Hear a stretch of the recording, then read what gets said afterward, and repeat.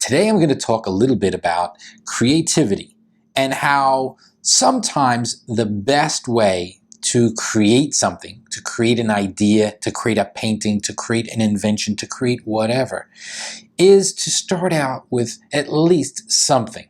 Because a lot of people say the reason they don't do things, oh, I'm not creative, I can't do things, I can't think like you, I can't come up with ideas, I can't paint anything, I can't draw anything, I can't sing anything, yada, yada, yada, yada, yada. The truth of the matter is that if you really want to know how real artists create, they start with something.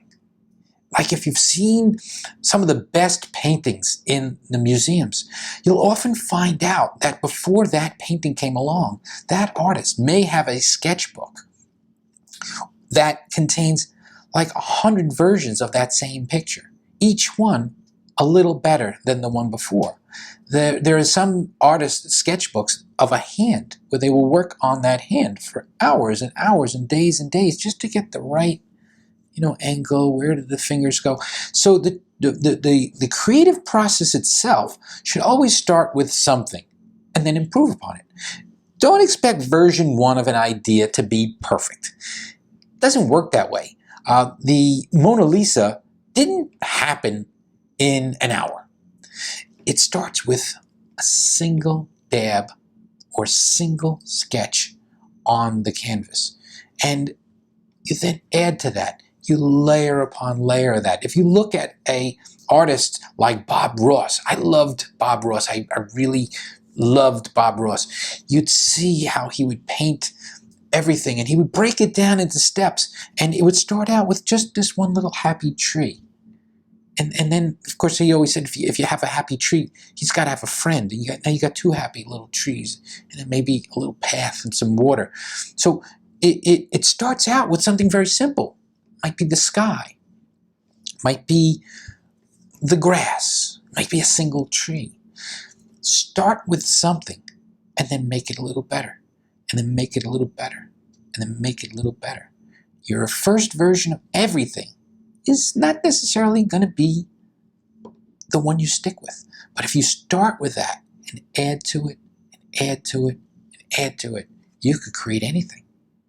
I've talked to artists who are that way. If you compliment, like I have an uncle, he's a painter. When I would compliment him on something, he would always play it down like, oh, that was nothing. Look, all you do is this, and then all you do is that, and then that's it. That's all it is. And the whole point there is that's how most art is created. Books are the same way. Everything starts out in a creative process with something simple. A single sentence. If you want to write a blog, write a single sentence. Could be the title. Could be just some sentence that it starts with or ends with, and then build around it. So today's idea of the day is a little exploration as to how creativity works and how you can overcome your fear of not feeling you are a creative person. Yes, you are. A creative person, all they do is start with a little something and then come back to it an hour later and add something to it, make it a little better. Then add something again. Before you know it, a little dot becomes an eye, and that eye becomes part of a face, and that face becomes part of your head, and it goes on from there.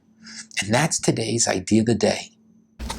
And I don't need any of you people to subscribe to my channel. I don't need anything at all, except maybe this chair. And that's it. I only need the chair, and maybe this paddleball game, and the remote control, and the ashtray, and nothing else. I don't need anything, and this lamp. But I don't need any subscribers.